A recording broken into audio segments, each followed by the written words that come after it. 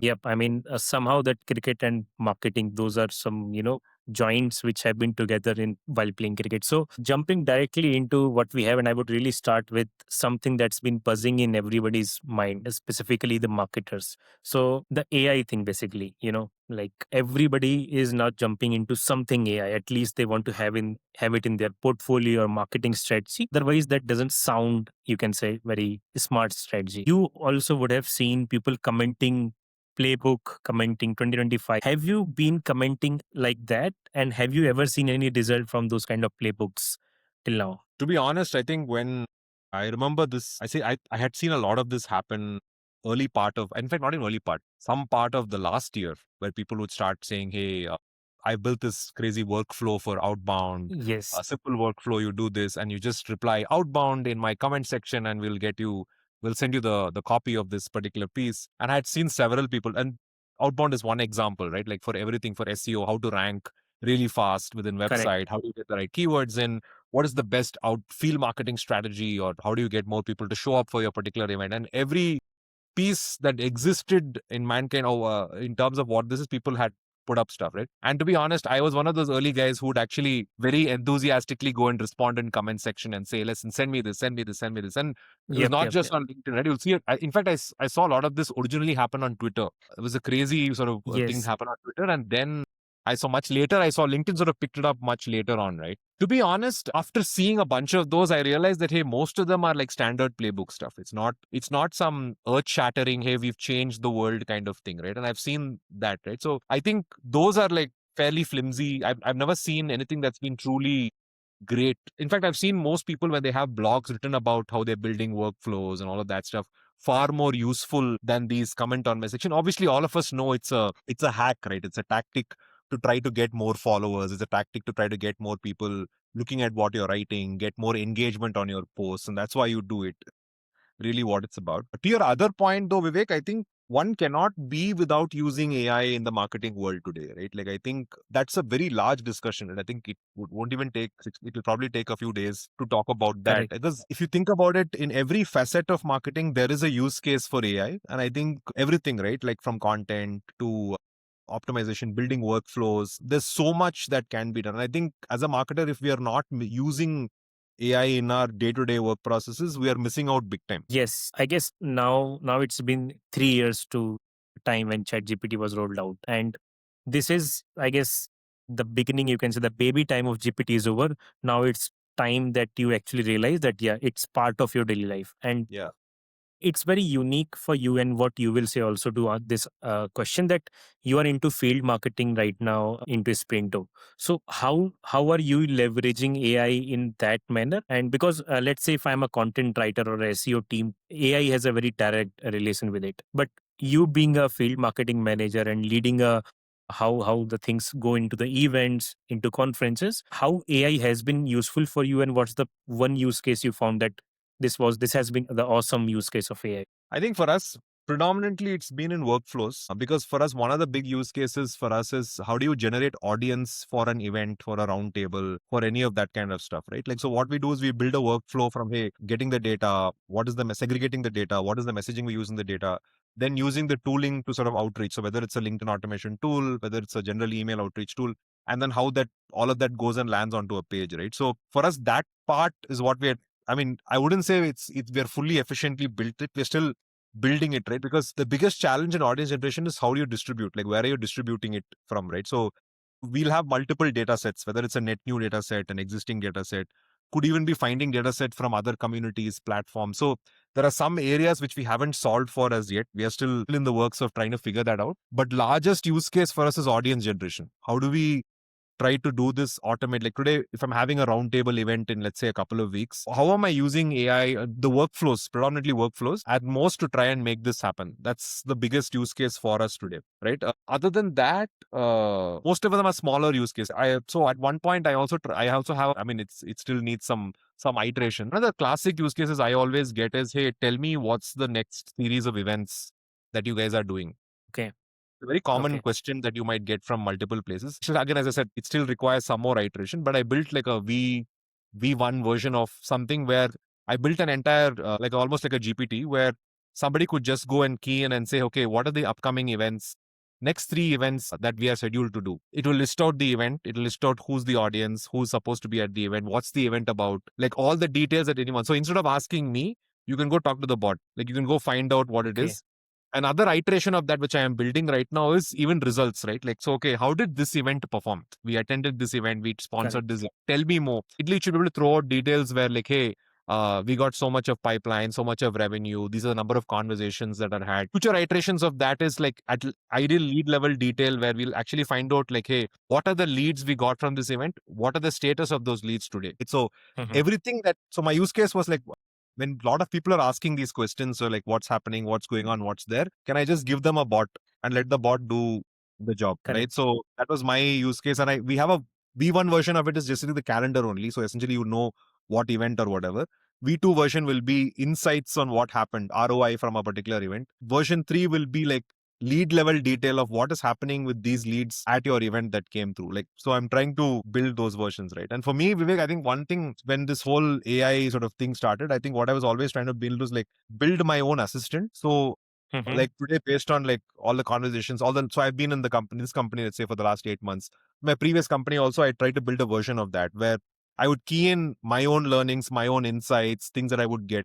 So typically, if I have to like, if I myself wanted to understand something, like okay, how do we pitch? How do we write an email, quick email based on XYZ about that? It will churn out an email based on all the inputs I've only given, right? So my own like personal assistant, I used to build some version of that as well. So yeah, so for me, I'm like constantly trying to figure out these small optimizations for my own daily use cases. Yes. And I guess hearing it from you, who has really amazing experience in field marketing, this makes it super relevant also. That people will ask such questions after an event. And let's say if an event has completed on 9th of December, the next week is going to be out reports and everything what's happening. So this is a very smart bot and definitely would take up a place of intern with you, which would go into the reports. And I guess this would also takes me to very interesting part that many marketers also. I have worked with some brands like Zinrello, which has become True Loyal, and they have been doing events in USA for a very long time. So the attributes or what is the ROI of an event? How much time does it really take to prove it? Let's say if there is a team sitting in Pune and they are planning to get an event in USA, and so they plan everything, they go to that event, put their exhibition booth.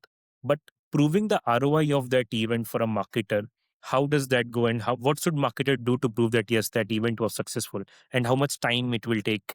Again, this is all for the B2B brands that you have Yeah. pretty much experience with.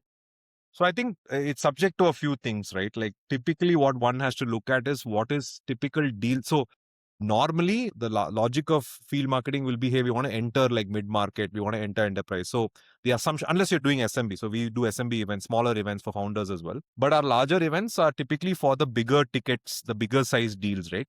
So one is, what is your typical sales cycle for a big deal to close, a mid market or enterprise deal? Let's say, Okay, for example, some deals might take 6 months, 8 months, and we got to look at what's average across the company. If we have a data point, if time. there is a data point, then we take that, right? Now, the other thing to Okay, factor in is, imagine a lot of the times deals, conversations that happen at events are not necessarily people who are in market, meaning they're coming to correct. your booth having conversation, they're interested, they're curious, but may not necessarily buy.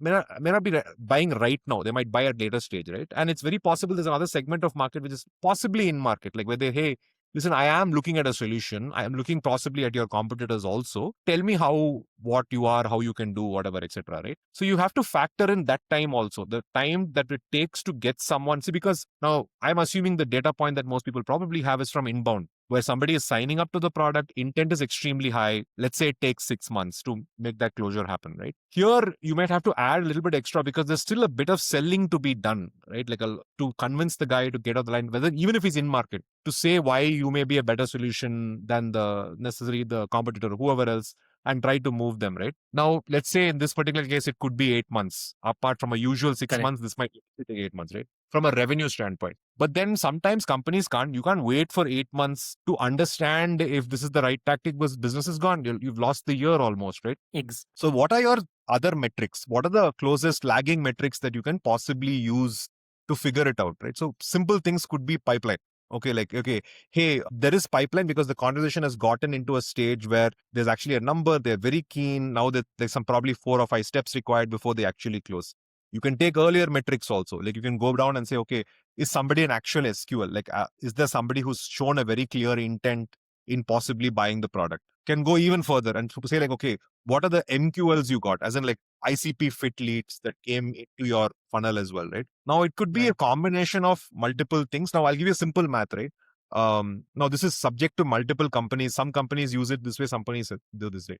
How do you know, even at pipeline level, what is the event worth it or not? Some people take it at X of the amount of money that was spent on the event. Some people take even Okay. 10x.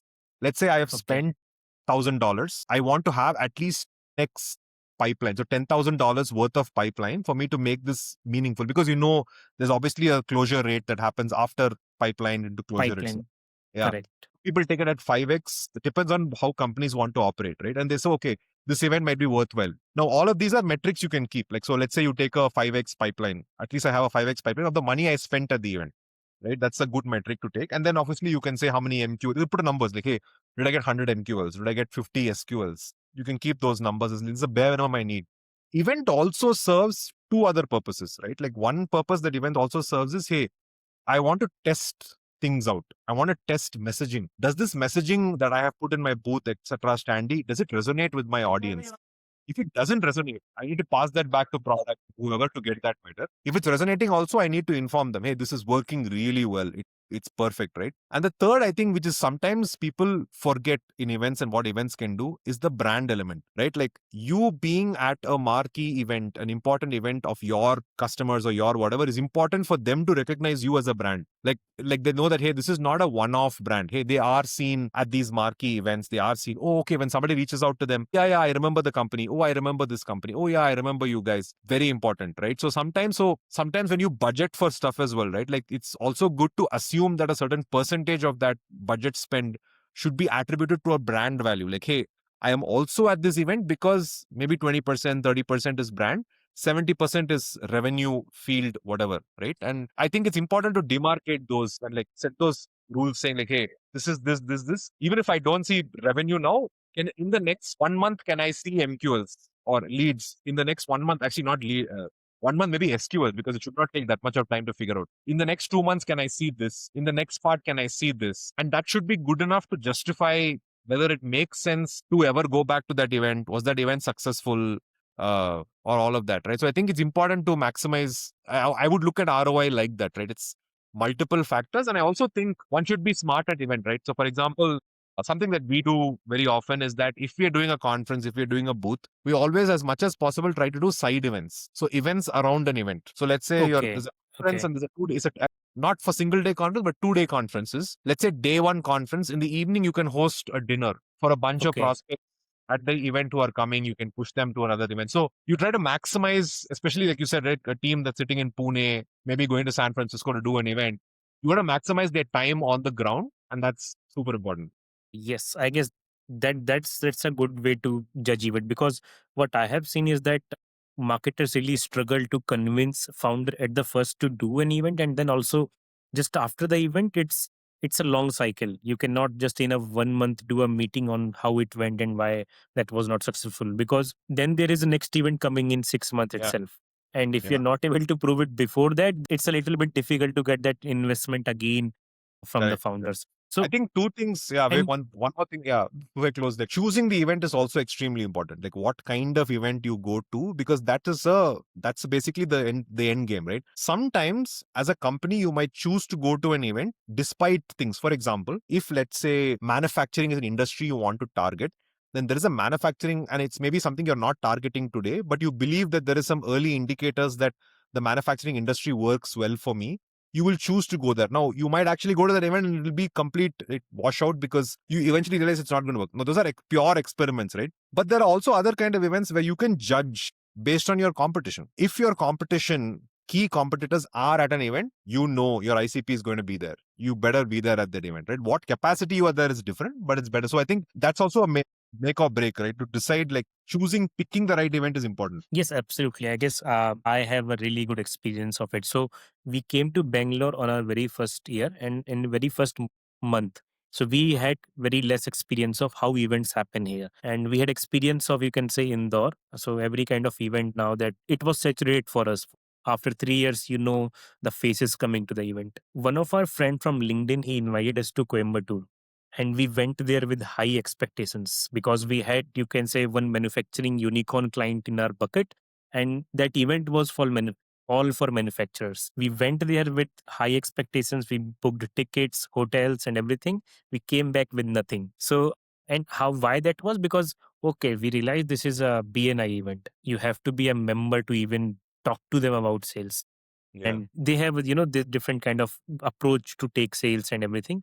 And I thought, okay, that's the right ICP. We really picked the very, you can say, we already had 2 3 clients which attended that event as well. So we picked the right event, but that was sponsored by somebody which changed the entire messaging of the event. So that's very important. You said that there is a brand ROI as well when you put out on a event, and that can be measured. And I think you worked around something in Outplay when you worked on the strong brand recall. So, but I guess there, I'm not sure of what exactly you're working. You can take us through on this brand search part where you are able to prove the ROI to founder, because this is also one thing that marketers struggle with, that with founders who are not big and they don't have huge budgets, asking to invest in brand is difficult because they don't see the revenue very fast. So, what exactly did you do at Outplay, and what were the results you were able to bring at that moment? Sure. A good point. I think it's changing now, though, Vivek. I think the earlier days,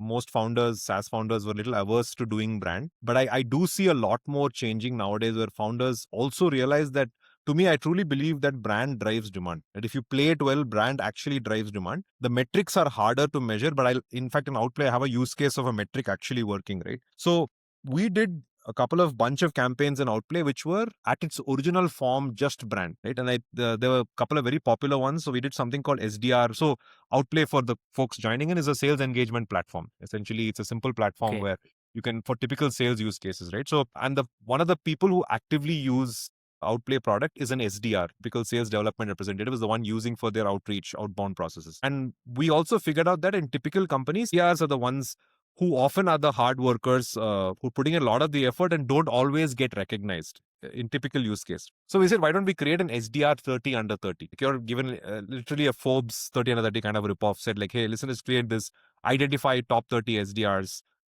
build a bunch of, like, ask them a bunch of questions, and based on that filter out and figure out who's the best person, right? It was a campaign in its original form. Like, we thought, like, okay, what can happen here? Because our ICP is not SDR. Our ICP is probably SDR manager. That person is the one who's buying the tool, or head of sales. It's not SDR, doesn't buy the tool. It's probably a user, right? What happened as a result of that campaign is we got general virality because people were sharing, hey, I got recognized in Outplays correct, 30 under 30 program, etc., etc.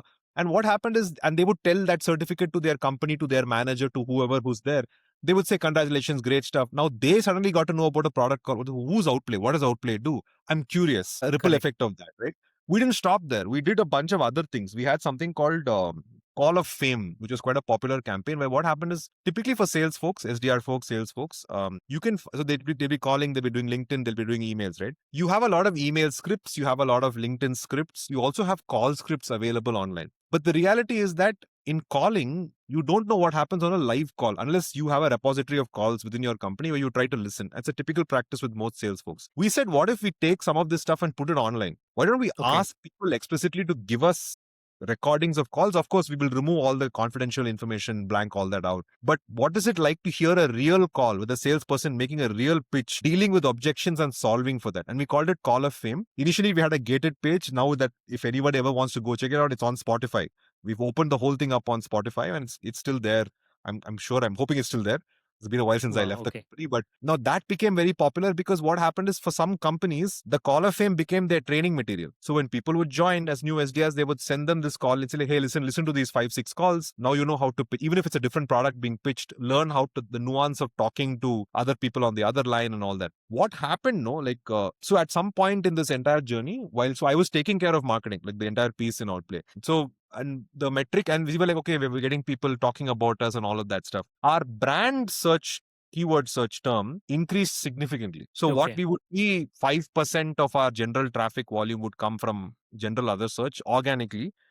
30% became brand organically, like not paid, nothing. Understood. In fact, we cut down all paid campaigns on brand. We didn't even do paid campaigns on brand, only were targeting competitor keywords and that kind of stuff. This increased, and it happened in around that time frame. It's over Okay. naturally. Like, so it would happen in this month, the next month we would see that go up, and it would go up, and it would go up. I'm like, hey, what's going on? And literally through word of mouth. So we're like, hey, listen, this is actually working. Like, from all that we thought did not work, we were like, hey, this actually, we got enough people talking. And even today, Vivek, I remember, like, if I so I have worked in like Freshworks prior to this brilliant company, learned several things and all that stuff. My circle, a lot of them remember me because of Outplay only. Because of these, Okay. like, I'll catch up with marketers much later in the day and I'll say, like, hey, I used to work in Outplay. Oh, we should work in Outplay. Oh, you guys did this, you guys did that, you guys did this. Right. So you know the Amazing. ripple effect is there, right? And I think, and I also the believer that, see, brand doesn't always, and by the way, we didn't spend so much of money in all the stuff that I mentioned, right? Like, these were all like low cost brand campaigns, but smartly done. We took some chances, took some risks. It paid off, right? So brand does not always have to be super exorbitant. If it allows for you to be, and see, you also need, timing is also important, right? You need to be able to hit the right. So we also found that SDRs don't get rewarded as much. They appreciated it. This kind of asset, Call of Fame, never existed, so we put it out there. So those things also have to fall in line. But I think brand truly drives demand. I think you just have to be smart about it. We had a classic example of it actually working for us. Yes, I guess this is the very good way. I mean, like with this podcast, also, our goal is that, there are marketers with 5, 6 years of experience, and they are now heading into a zone where they will be heading marketing for some brands. And that will be the first time they will do it. So, if you are going to pitch brand to founders, this is how you can do it, which really sounds interesting. And this is definitely creative. Like you said, randomly in an event, somebody comes and says, "Oh, you did that thing in Outplay." That's really, you can say, a good outcome or ROI, exact thing that can prove that yes, you worked in the right thing basically, and ended up your brand. I guess because the numbers can give you one metric to prove to the founder, but that person coming in an event and talking to you is a different reward to feel like. So you have been head of marketing as well in brands, and you have worked on the field marketing as well. This demand generation thing was not very popular previously. At least the term was not super popular. So when it started getting popular, like how did you switch or change your marketing tactics, and when did you brought up this in your marketing strategies? Because I believe this was already there with some other names. Things were just same. It is just a polished version. So how did you make up for this change that's happening? Because right now there's so many demand gen managers as well. This just makes it ambiguous to know what they are working exactly on. They are working on events or they're working on outbound. What exactly are they working on basically? So I guess you have also worked on the demand gen thing. Yeah, yeah, yeah. I think for us, like for me personally, and I think it was all called digital marketing up until a particular point in time, where digital marketing will be somebody working in paid, somebody working in SEO. It was always like combination of that, right? I think demand gen is still that only. I think demand gen is basically replaced digital marketing. So you have a demand gen leader, and then you have your paid, and then you have your organic folks working with them as part of the same team. I think events sits out of, they don't sit within the demand gen function. I think it's an outside. So typically, I think in today's use case, I think if you say you're a demand gen person or manager, it means that you either you're managing a team, or you understand both paid and organic, and you work with paid and SEO in that sense, or you're running something, or you are responsible for paid, or you are responsible for SEO. I just think it's just they've just changed the digital marketing into that, man. I don't think it made a big, like, I was just, for me also, when I saw that name, I was like, hey, what is this? Initially, I think a lot of people are confused. Like, they thought it was outbound function. They thought it was like some equivalent of business development. It was like little ambiguous, but I think now everyone's kind of nailed down, like, okay, demand gen means you are either you're doing combination of both stuff, basically paid and organic. That's all. Right. So for me, like, it was also a learning curve when that happened. Coincidentally, I think Yes, I've been around for a while, right? Like, I've even seen, so even SDR as another form, right? So SDR, sales development representative, as a terminology never existed up until the SaaS industry came into its like much fruition, right? Like, the previous iteration of that was BDR, business development rep. Today, companies have both. You have BDR, you have SDR, you have whatever, you have different ways, and people interchange what they mean. Sometimes some people inbound SDR is there. In SDR, as an original form was actually outbound, right? okay. So industry keeps changing, Vivek. Like there's so much, like the newer terms, right? Like the newest term I think right now is GTM engineer, where Yes. basically Yes. it's Yes. a, Yes. like for all practical purposes, without making anyone harmful, it's a glorified markups. Basically, you are Exactly. Yeah. I mean, like you're working on HubSpot, Salesforce, you're integrating those stuff. you're building And workflows. Essentially, that's what correct. you're doing. Markups, that's what they do at its core. That's what they do, right? So Right. we, I feel like our industry, we'll come up with these fancy names. I'm quite sure very soon somebody will come up with some AI something and they'll call it Yeah. I some guess new. they're already into it. There you go. I know a company, so they have replaced their CTO, and the new CTO, the title is Director of Tech and AI. So they've started using AI in the title already. So now that we're talking on a little bit on the outbound part, and I saw that you were working on a very initial stage of Freshworks as well, setting up the outbound part for the US. And till date, I mean, this is still the problem for Indian founders. So now this is a very good awareness to Indian founders building in tech that US is a great market to pitch to. But they are not totally aware of how that's going to happen. I mean, like they have been a founder for 3-4 years. They have worked on, you can say, Indian market and seen good success. But when it comes to US, they are very, you can say, unaware. They think that okay, writing on LinkedIn will give it, or reaching out on LinkedIn will do it. But you have done it hands on the first, and you did it successfully. You later on worked on the global expansion of the same thing. So I would like to know, like, what tactics can still work, and how did you make that happen? Again, that was also very first time for you, I guess. So Yeah, how did very you? early. Yeah. So I think for me, so prior to that was also like me, I was doing sales. So I'd had a sense of what it was, right? I didn't have, they called it SDR, but the equivalent of that would have been a BDR, business development person, same thing, right? Okay. This industry calls it SDR. That's what SaaS industry calls it SDR. I think the eventual, what really, and I think today's world, it's very normal, right? You'll hear this conversation every time, right? Back then, when we started off, again, when I was in Freshworks, it was the second iteration of Outbound. They already had an outbound function. They dismembered it and put everyone into like inbound, because inbound was doing really well in Freshworks. And then later on, they started a second iteration of it, is what I was part of, right? Now, what really worked for us eventually is that this, and today it's very common practice to talk about intent, right? Like people have multiple iterations of what intent is. People are like, hey, there's somebody who came into the website, who hits the ICP, who's part of this particular software, who's going and clicking in somebody's thing, and I go pull it. It's like, it's, for all practical purposes, this is just so much of noise around what intent is. Back then, intent was simple. Intent was like, hey, it's probably a competitor or somebody who's searching for your, like, searching for your category of keyword or something like that. You ideally want those kind of people and push them into a program. What kind, the account set is what I, so why I'm coming to intent is the account set that you go after is very, very important. How do you Okay. pick the account set, right? Like, if you don't have any intent tool, if you don't have anything that can give you that, today, actually, most database platforms give you some level of intent. They can tell you competitor usage or using some tech stack that you think you can fit in organically, some level of intent. But if you don't have little more sophisticated tools, you can even use that.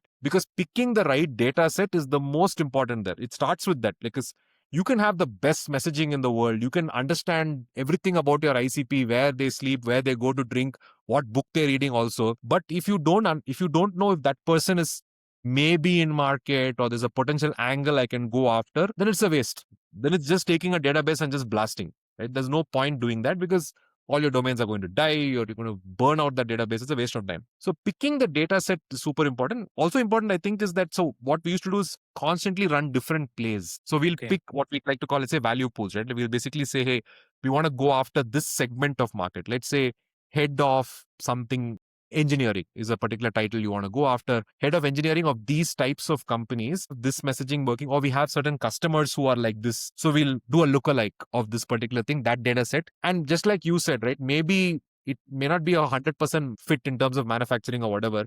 We'll try this data set, but let's not wear ourselves, let's not put all money in this. Just like any mutual fund, try to do it in different places.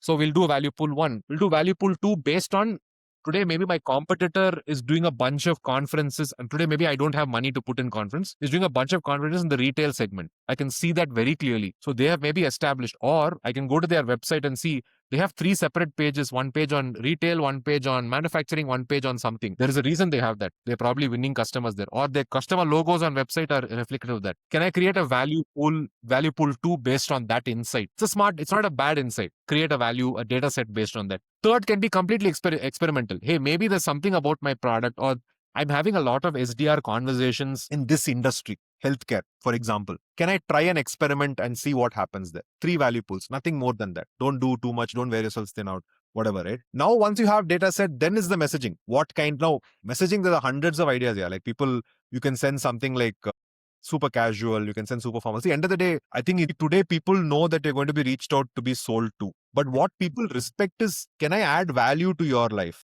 Instead of like, hey, Vivek, come on, let's have a chat. I want to talk to you. I want to show you what this product does. Okay. You wouldn't care. Versus, like, say, today, even like within Sprinto, right? What if I told you, hey, like, listen, hi, I've got something called a security questionnaire. If in case if you're going up for an audit or whatever, you can use a product like this. Or I have something called a trust center. For example, if you want to showcase how you are compliant, what compliance you have got in your place, you can just use this product. No, I'm not selling my product to you at all. Like, I'm just giving you Okay. an asset or whatever, and you see that and you think, okay, maybe there's some value here. Possibly I can engage with you. All right. Like the outplay example also, like, hey, Vivek, I know you're building out a team. I see you hiring a lot of SDRs. Here's Call of Fame, an asset that you can use for your team. Right. Something I actually use for my team, right? So when you think about, and then you can get them into the sale. Like, hey, listen, by the way, and they realize, who are you? What do you do? Like, by the way, I have a product called Outplay. I do this. Or I have a product called Sprinto. I do this, etc., etc. You sell from that. So value-based selling more than actual hard, because today everyone's just selling, man. Like everyone's just sell, sell, sell, sell, sell. Nobody wants to, like, I will buy when I'm ready to buy. And I think one should never forget, and there's a lot of debate on LinkedIn, on Twitter about this, right? I still believe, and I've seen enough use cases, that calling is still the number one tactic, especially in the Correct. US. India, I don't know, Okay. but especially in the US, it's still, you can't disregard calling. And I'm not Okay. talking about bot level AI SDR calling. I'm talking about human being on the other end. It is a hard job, but it is still probably the single most effective tactic. You can ask this to any SDR manager; they'll tell you this, right? Who's selling Okay. into the US, right? Second, perhaps, is still LinkedIn. I think LinkedIn has somehow overtaken email significantly in terms of how Hmm. you think, but it all comes down to what, again, same messaging, right? What messaging are you using for that person? Are you trying to connect with them? And you also, and I think anybody who's selling, I believe, has to have a very good LinkedIn profile. They have to consciously take effort to make, because that's also the sale, right? Like, how are you positioning yourself? Like, what do you write about, right? Like, do you talk about stuff in your industry? Do you talk about the conversation? Because tomorrow, if you're connecting with somebody on LinkedIn, they should also feel like, "Oh, this person maybe knows what they're talking about. It's not randomly trying to sell me something." So I think taking effort, especially if you're in sales, BDR, SDR, on your personal profiles to enhance it. I mean, it's going to help you in your career anyways. Like, as you keep growing, going to other company, whatever, or growing within the same company, you need to enhance that, right? So I think database messaging, or the database channels that you use, and then the messaging is, and you just keep trying. You keep trying different. And of course, within those are the subsegments, right? Like there are like new hire segment. They call the job change sequence or new hire Correct. sequence, where somebody comes Yep. into role. I still think it's a little less effective sequence, because see, when I join a new company, I always get like so many emails. But honestly, I may not even have the budget to buy anything right at that point, right? Because I'm still exploring. I'm still finding my feet in the company, right? Correct. But there could be other signals. Are you hiring more people of a persona that you sell to? Like in this case, Hmm. I was saying that people are hiring SDRs. So which means, do you have a tool to solve for it? Hey, can I give you something that can help you do that, right? Or there is something, or some funding happened recently, or there's some other leadership change happened, or some insight or some intel that's telling you that maybe I attended an event, something that's there. So I think those are the intent signals that you can pick up. But I also think, whilst I think intent is important, don't over data the whole thing. As in, like, when I say over data, I'm trying to find the right word. Don't use too many data points also, right? Okay. Like, so typically I would say, like, if you think about like a chemistry lab, right? Like, I don't know, use case of chemistry lab is the classic thing, right? If you make 20 different things and the whole thing blows up, you don't know what Right. made it blow up, Correct. right? Versus if you use 5 things, it's very easy for you to remove the permutations and combinations. Maybe I'll remove the number 5 and I'll just put something else. Like, Hmm. lesser variables you play with, the likelihood of experimentation becomes better. Versus, and SDR is really that only, right? Like, if you're running an SDR function, you got to try combinations and give yourself time. Like, give yourself like a couple of months to see. And like I said, for the earlier field marketing ROI thing, right? Like, what are your early indicators to know if it's working? Is the Hmm. meeting my indicator? Is the person showing up in the meeting indicator? Is the intel I get from that human being an indicator? Is the call to connect ratio the indicator? Have multiple indicators to know what success means. It may not always be a business closure in 2 months. It could just be a good meeting that I had with that person, right? So set those expectations and build from there, right? Like, I think and I always believe, right? Whoever is running SDR, whether it's the founder or whatever, has to have that experimental mindset. SDR is, to me, one who's running SDR, easily has to be the most creative person in the room. People will think like, no, no, somebody in marketing has to be creative. No, the SDR manager has to be insanely creative because you don't exactly know what's working. So you have to constantly make iterations, smart level iterations, not like 100 iterations, but like I said, 4 or 5 small things you change, then you will see success, right? So I like, to me, that's, if anyone's hiring for SDR manager, think of a person like that. Don't think of an expanded salesperson. No, this person has to be super creative. Yes, yes. I guess to your answer of that first question, that cold calling is still owns that part of outbound to US. But it that sounds really difficult for anybody. Now that you know that Clay has come, Apollo has a pricing of just $49. Options do cold calling are super, you can say, easy to do, easy to hop on. So what's the easy way to do the cold calling? Like, should somebody go to Fiverr and hire somebody who talks in US native language, or somebody could just do from the India itself? How does someone do that basically? I think if you're a founder, first you can pick up the phone and call. Like there's no harm in cold calling, right? Like, and sometimes I would always recommend, if you're an early stage founder, figuring it out, trying to figure out, US is the market, you're trying this out, right? Make 30 calls a day, no harm. Try it yourself before you start hiring individuals to do that for you. And when you hire and I think it should start, like I say, decide to hire your first salesperson. Let's imagine that they figured out some motion, right? That person needs to be able to pick up the phone and dial out numbers, even if it's not coming inbound. Should be able to do outbound. Like, if you have a very strong outbound motion, and today, unfortunately, Vivek, there are very few of those that exist today. Today, most of our Okay. motion is built on inbound, most across the board, right? You're only seeing like enterprise, like very large organizations where they have like outbound because they're selling to enterprise. There's no other way to get to those guys. They have to outbound to them. But let's say the earlier companies, it's very hard to see proper outbound folks that who are hired or in companies, right? You need to find people. And as a founder, pick up the phone, like dial, like set yourself a target. Like, I want to spend 2 hours calling or 1 hour calling. I want to call 20 people. Let's see what happens. What can I learn from this? Can I improve my call to connect? Can I, for every 10 calls, can I connect one person? For every 3 people I speak to, can I get one person interested? Simple goals, right? And just do it really. Correct. And founders, like, by nature, are more like very programmatic, project managing. Do it like a project, like, hey, 1 hour, 1 hour, 1 hour. You will also, as a founder, learn some things that are working. Okay, this kind of pitch works, this kind of pitch is nonsense, this kind of pitch makes sense. And once you yourself, and give yourself, like, do it for a month, nothing, no harm, right? And then you'll have data points by the end of it. Like, you'll understand, okay, this kind of a pitch works, this kind of a script works, this time calling this person in East Coast at 10 a.m. works, calling this person PST at 3 p.m. calling this. So you'll understand so many things. It becomes your some version of a playbook. Then make your first hire. Now get your hire SDR, BDR, whoever you want to hire that person. Again, I don't believe in the US accent thing. It doesn't take to me. I don't think it matters anymore. I think Okay. folks are selling all across the globe. It's very common practice today. So I don't think those things matter. And when we should not even over index on that anymore. Good speaking, clear speaking, that's important. You need to be able to speak clearly, articulate well, good English. That's important because you're talking to somebody whose native is in English language. Most of us, our natives are not English language. So if you're able to speak in their language in the right way, that's enough. You don't need good education, good college, good whatever. All that's important. But otherwise, and the hustle, able to do it, right?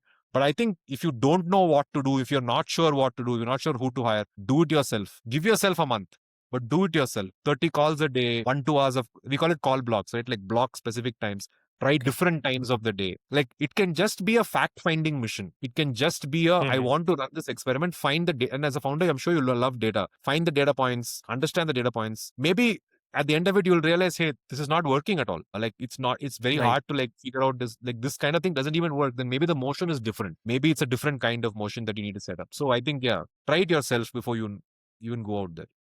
Yes, I guess what has happened is that there is too much noise these days. With Clay coming in the picture, it is so easy to bring multiple integrations and have tens of data points. And you end up not knowing even what's not working. What you said, that more variables you have, you have to make more equations to solve, which will more take more time, and you will end up without any answers to that part. So this outbound to US thing, you then went on to the UK as part. So with founders also, what I see that they get a funding, very seed funding as well, not huge, but they get something. They target US directly. I just want to understand, as a from a POV of a marketer, that I know that the dollars are in US, so everybody's targeting. But what are other challenges? Are there any challenges in any other market? People try to go US first, or let's say if there's an easier market to sell, because let's say 70% of founders are trying US. So then you have some advantage in the other markets. So which are the markets Indian founders in the, you can say, tech basically can target to, and they can see, yeah, this can also be a good alternative to the US outbound. I think there are two things to think about it. I think the reason why most people target the US is because the TAM is much larger. So which means their opportunity is much larger compared to any other region you take across the globe. And that's probably the single most important reason as to why they go, which means there's always an opportunity to win. It is, of course, much harder. Everything is there, but that's why you will win, right? Because the market there's a big TAM you can go after. Now, that being said, there are some products, but depends on what you're building, whom you're building for, right? Like there are some products who are possibly working or probably nuanced for some specific regions. I don't remember top of mind, but there are a couple of companies that I've heard of like work predominantly in, like, say, the Middle East market. Indian companies selling Okay. into the, because they've built for that niche. Like they've built for now. They may not even go sell to the US. They might just keep their entire sort of motion within that because they have built an alternative to something that exists there, or they have built something for that market only. Now, those to me are very specific niches.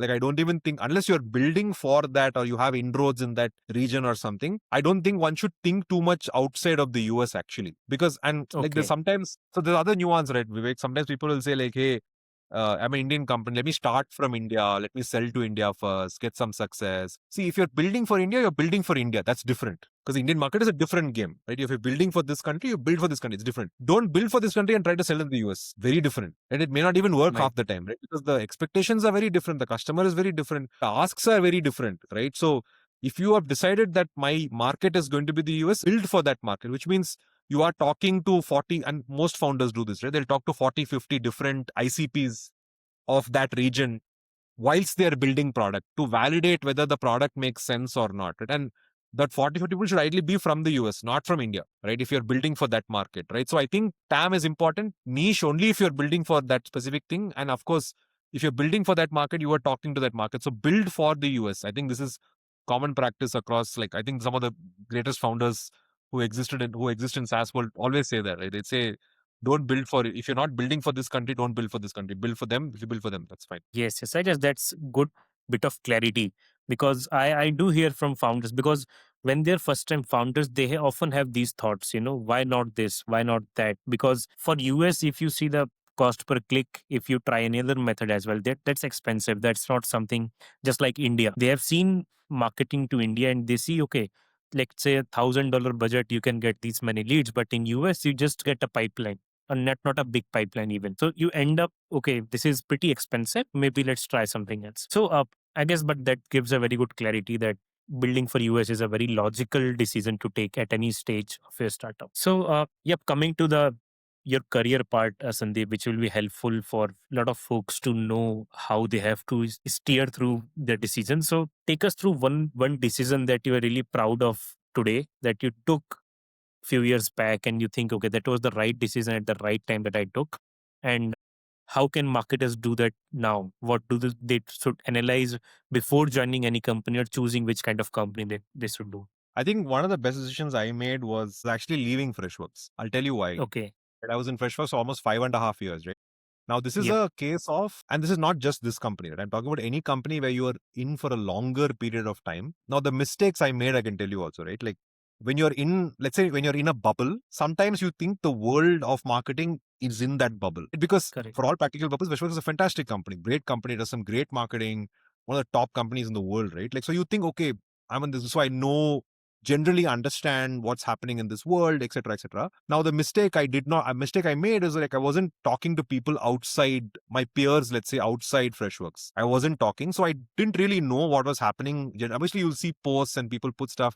Yeah, well, like, okay, yeah, we've done this. The moment I stepped out and I had to do like a takeover, like do like go into outplay and basically run the whole of marketing, there were a lot of things I didn't know myself. Like there was stuff I had to figure out. And the only way for me to learn, the fastest way for me to learn was to go and talk to peers. So I reached out to fellow Right. marketers, like there were a couple of communities that helped. I reached out to fellow marketers and said like, hey, listen, I'm trying to solve for this. Can you help me? At least tell me what you do. So people would come and they would chat and I would tell them, okay, I had some experience in some, I would obviously help them up and down.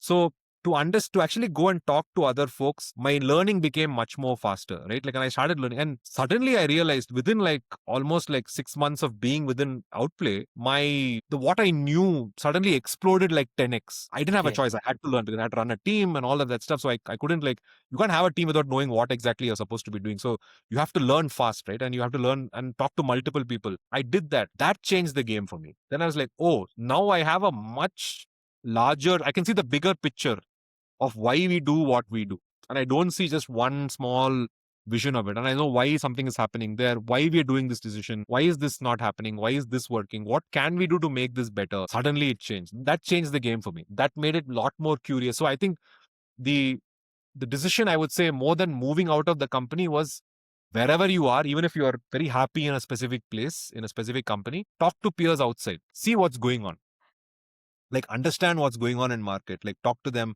ask them how they're Right. solving a similar problems, talk about other challenges that they're facing. So I think that's the biggest unlock, right? And I think that helps you in career choices as well, right? Like, okay, to understand, like, okay, what do I want to do? Like, a lot of people, if you're joining an early stage startup, more often than not, you're a generalist, you're doing 100 things, you're doing almost everything, right? Eventually you want to get into something which you think you'll be really good at, right? You will figure that whatever. How do you discover that? And you only way is one way is obviously you try out what you try, you see if you like it, but talk to peers who have done that stuff before. Like, how did they do? What is it about that part that they like? Maybe you like field marketing. Maybe you like SEO. Maybe you like paid. Maybe you like writing content. Could be anything. But just understand from them, right? So, biggest career unlock is network. Like it, your life depends on it. Like, talk to people. No harm at all. And most people in today's world are very kind. Most people are very forthcoming. Even if it's a 30-minute conversation. Oh, the challenge is as you go higher up. Like, obviously, certain people at certain level, it's not that they're being rude, they just don't have the time perhaps, but most Right. people are generally very accessible. It's so, and I think there's no harm to talk to similar people in industry, and I think that's the and there you'll, and then you'll navigate, then you'll find out, right? One other piece of thing I would always tell people is, see, some of us, like I would say, like people like me, we're at the different, like probably the third or the fourth stage of our career, right? Like we're at somewhere else. For people starting out, right, be aware of what's happening in the world today, like in a sense that, like, AI has come really forward, like everything is moving really fast. Certain Right. things might become redundant. Certain processes might become redundant. Certain areas might become redundant, right? What is the value? What do you think? And I always tell people, like, think about what you think might exist in the next 2 years. Forget about maybe next 1 year itself, what might exist, what might not exist. Like, what if you go into a segment of marketing that may not be relevant anymore? It will happen. Correct. Whether I don't like saying this, but I think it will happen. There are certain functions, there are certain parts of marketing, not entire things, that may not become relevant anymore. Like the role will modify and augment to something else. So as a youngster who's getting into the space, think about that also. Like, okay, what kind of area do I feel, or do I know, or can I sense? Again, it will be a hunch only, that I think that, hey, I can build something out of this. And no matter what happens, to some extent, I think this might exist over time. So, and I think, and people like, and today, like the ones who get the most brunt of it is content, by the way. Like most people say content, I think content will actually have a much bigger role to play, I believe. Because see, today you can write, you can sit something, punch in a bunch of content into chat GPT, it'll throw you out an SEO page like nobody's business. But honestly, after a point, people are getting bored of reading AI generated content. People actually now want meaningful. And I think the ones who write content, who write really well, I think there's still an audience for that. I think I would love to read. And today I'll go search for stuff like that. I love it when people write genuinely real stuff. And of course, you can use AI for some data points. You can fine tune it a little bit AI. All that's fine. But if I feel like it's written by you genuinely from a place that I'm looking for information from, I'll read it, right? Like, and so I think every role, every function, there is an augmented version of it. You as a person who's starting career should think, how will this move? So if you want to get into content, better be a damn good storyteller. Like, write good stuff, read good stuff, like read journals, articles, look at how people write really well. Why can't we bring that level of writing, like how people, journalists, like kind of bring that into like SaaS, for example, right? There are several Correct. good writers that exist. Even follow some good people online, right? Um, and I think small things like that, Vivek. I think just be aware of where the world is heading. Don't be oblivious of that, and shape your career towards where that might fit you. Yes, I guess for everyone hearing this, what Sandeep said in the very first point of this answer is that people are really open to talk. There is no wall and something like that. They will not reply. And Sandeep is one of those 30% folks which he's talking about, that they're very forthcoming and it's not tough to talk to them. That's what happened with me also. He said yes the very first time I approached him. So that's how, I guess, people can just do, and what I am also doing, that now this is shifting. And because I work in a SEO and a content marketing landscape, that's entirely changing. And again, because of AI being so easy to write, definitely talking to people like Sandeep and people sitting at top, they have a really good vision, and talking to them is easy as that, what I can say. And learning will definitely make you more aware, okay, this is happening, this is how you can also do. And in terms of writing and AI also, I guess this is a task we can give to Google engine as well, because people are able to get that AI content rank also in the page one. So but that's not what Google also wants. So I know that people sitting at really good level, they love, and they can understand just with two paras that this is AI and this is not AI. That sounds very human. And that's why the value of content folks is going to go up. Because let's say for us that was a earthquake, now the writers are gone and everybody can do a lot of content. But that is not what I have seen. Now it's been 3 years, brands who are just relying on AI content are not getting those quality of leads. But the conversations, let's say, which we talked about, the enterprise folks, the head of marketing folks, all those, they are talking with humans with content sounds really good. I guess that really sums it up, Sandeep. Thanks for such time, and thanks for talking everything which I had just thrown you without any information to you on that part. I would just end this up with one more thing. You talked about networking as much as you can, as your life depends on it. Can you recommend, or do you know any communities folks can join, marketers specifically, Yeah, which really of can course. open up the gates to them? Yeah. I would straight away recommend S11. I think it's go and check it out online, folks. It exists. It's an Indian community, mostly marketers, and obviously folks from other spaces as well. Very forthcoming community. You can in fact, a lot of people I met were through the community. Like I just didn't know how to go. Okay. Obviously, I tried LinkedIn outreach as well, but the community unlocked even more things, right? And I think this is one community I Right. know top of mind, but I'm sure there are several others that exist today. And I think as an individual, as somebody who's starting their careers, no harm in meeting people across. So this is one community I know of, and a great community. But I think there are others as well. So go and search, find them. I think, as I said, I would still say the biggest unlock is networking. Right, the biggest unlock. Don't even take it lightly. It's seriously the most important thing you can think of, especially again. If you're living in like city like Bangalore, which is like a proper SaaS capital, obviously you can meet people in person as well. But that shouldn't stop you. You could be in Indore, you could meet people virtually as well. You could be Correct. in Chennai, you could be anywhere. It doesn't matter. In today's world, people are happy to jump on a Zoom call. So Yep. that should never stop you from networking, right? Amazing, amazing. Yes, that's it, Sandeep. Thanks for giving your time, and I would wrap it up from this point. Thank you. Thanks, Vivek.